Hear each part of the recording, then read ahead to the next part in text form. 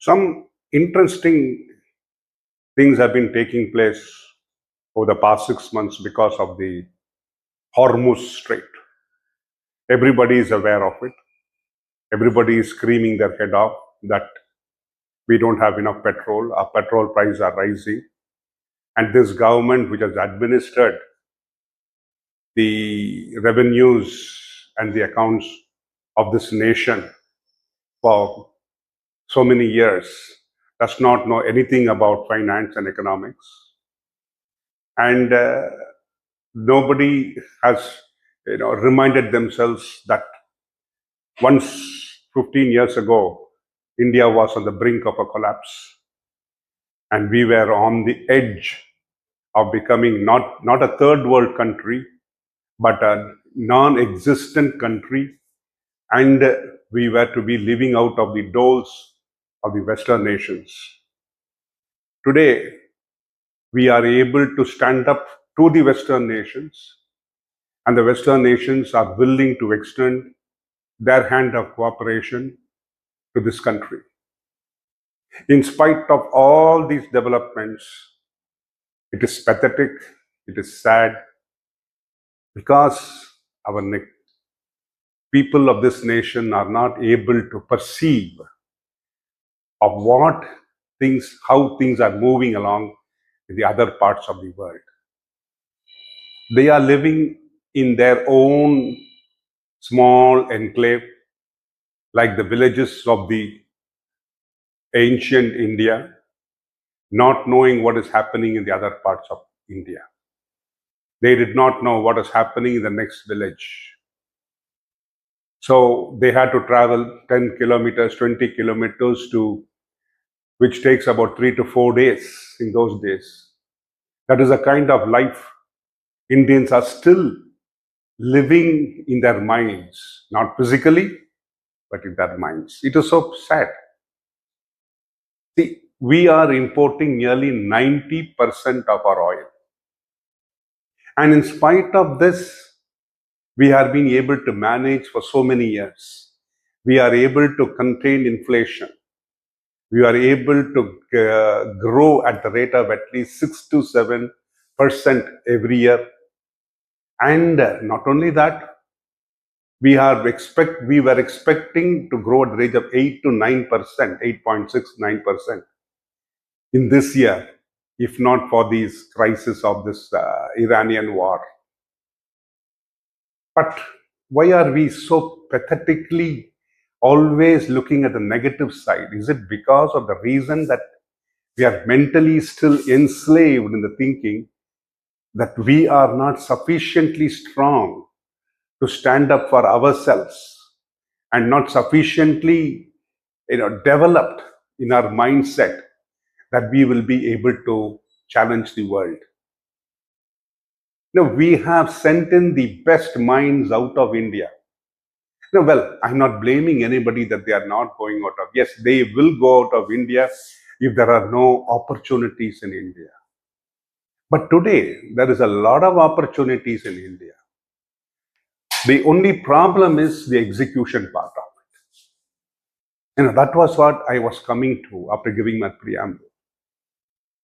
Today, if you look at it, the government is taking effective steps, I would say, to reduce the cost of fuel, reduce the cost of import of crude oil, reduce the strain on our economy, so that because the crude oil is still valued in dollars, priced in dollars. And in view of the pricing in dollars, India is paying a huge price. And with the fall in the price of the rupee vis-a-vis the dollar, we are experiencing a greater stress on our economy and on our rupee.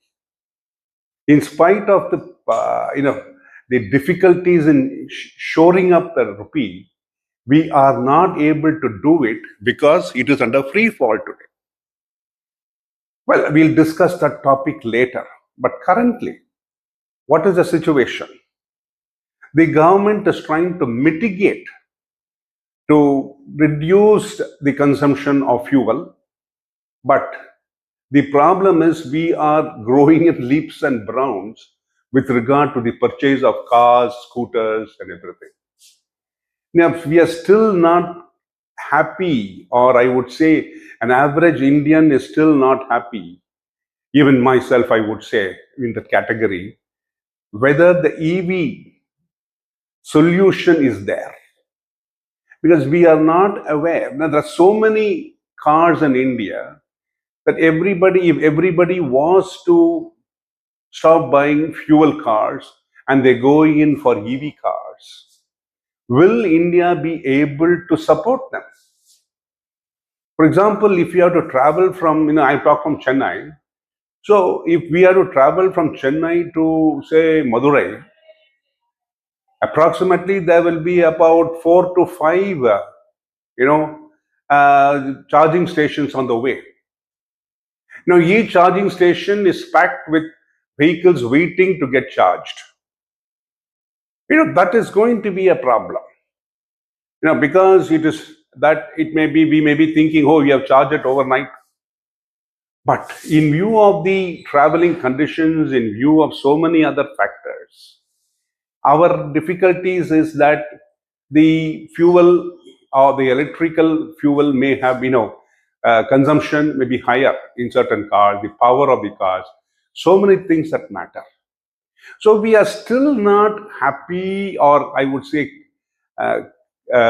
sufficiently capable of accepting 100% EV solution for India currently. But that is going to be the situation in the future for India especially, because we don't have oil, and we keep talking about we are discovering oil here, discovering oil there. All this would be, pouring a cup of water in a desert. I don't think so. India will be able to have self-sufficient in oil like the US and, I would say other countries.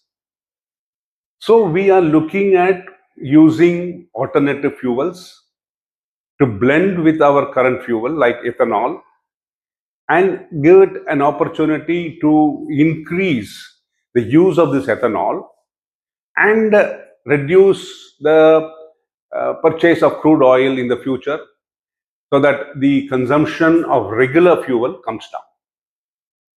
As usual, we have the naysayers.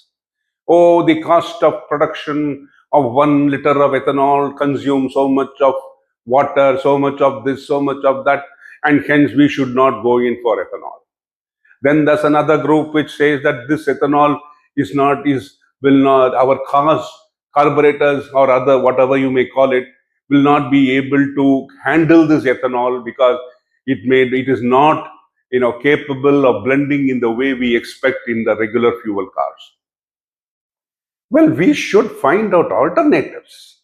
See, we are not looking at one car, two cars, or for one person, two persons. It's India, it's Bharat. And how do we service Bharat? We should try to find out alternative methods of how we can develop cars with capabilities of absorbing even 100% ethanol like Brazil has. So that, we must understand as a nation that we should reduce the import of crude oil. By reducing the purchase of crude oil, we will be able to shore up our reserves. And as and when we shore up our reserves, our currency, the value of our currency will slowly improve, and we will be able to look at eye to eye with nations whose currencies are accepted throughout the world as exchange.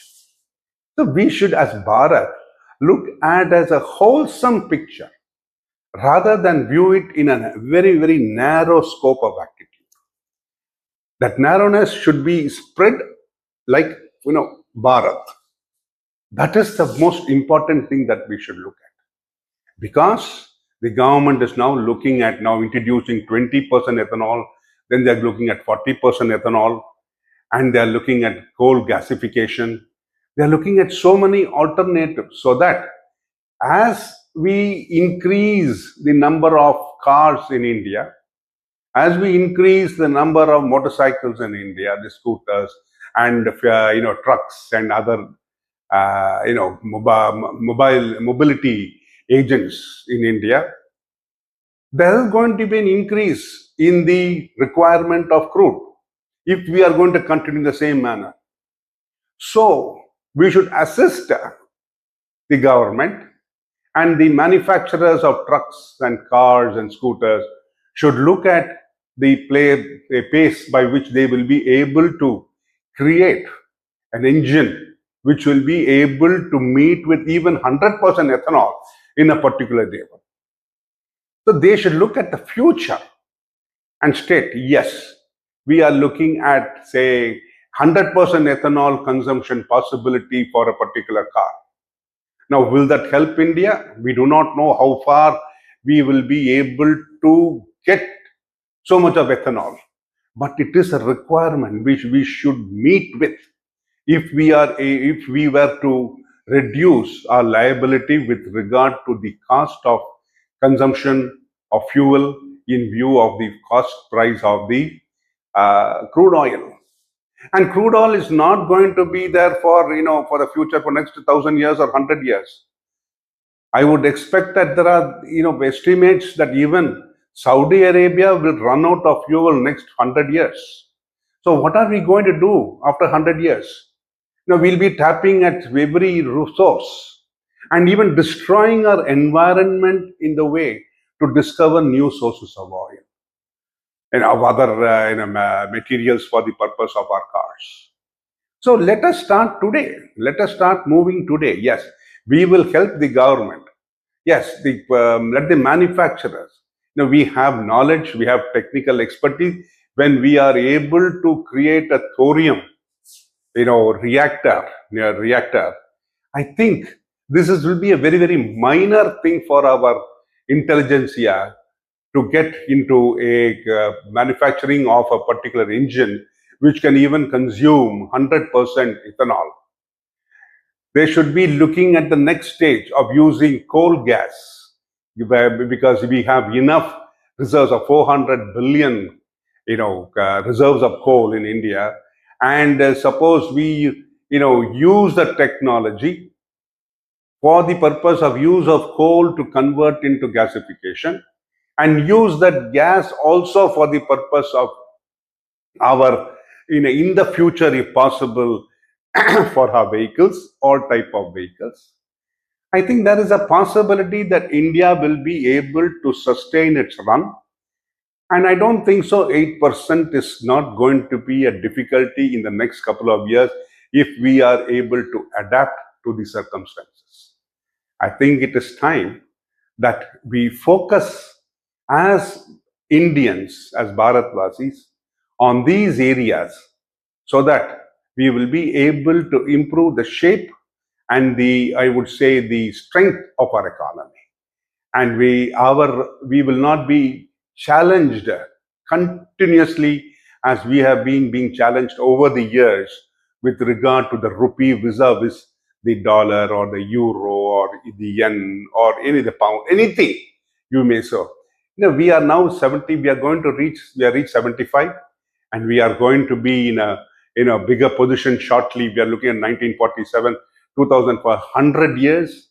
And within 100 years, I think we should be able to challenge the world rather than sit back in our, Anglophile life, drinking beer and talking whether we will be able to meet the requirements and the challenges of this world.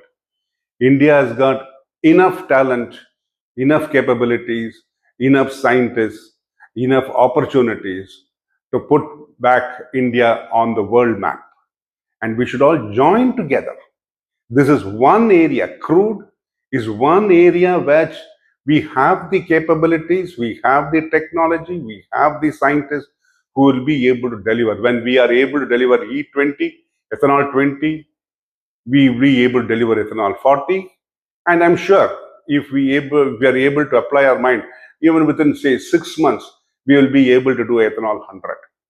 So I think we should start looking and focusing on these areas which will give India a platform from which it will be able to stand up and look the world in its eye, rather than always looking down, and putting the fingers together or rubbing its palms, or moving its legs to meet the world. As Indians, we should rise up to the occasion, and I hope that we will do it. Thank you.